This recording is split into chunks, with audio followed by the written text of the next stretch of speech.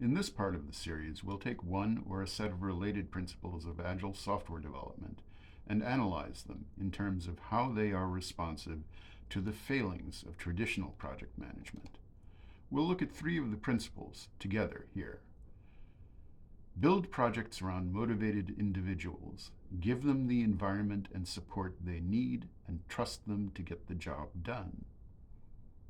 At regular intervals, the team reflects on how to become more effective, then tunes and adjusts behavior accordingly.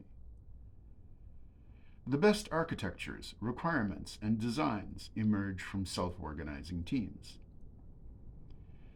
These principles recognize that managers without a background in software implementation find it hard to plan, manage, and set priorities for software development teams. Teams need to be more self-managing. Waterfall project specifications attempt to squeeze out the uncertainty about what a team will need to do to meet project goals. An obvious flaw in this is that meeting the specifications becomes the goal, whether or not the specifications remain relevant to enterprise goals. If you combine rigid specifications with a rigid schedule, the likelihood that the result meets the underlying needs that drove the creation of a project is sharply reduced. Software development is a series of creative solutions to unique problems.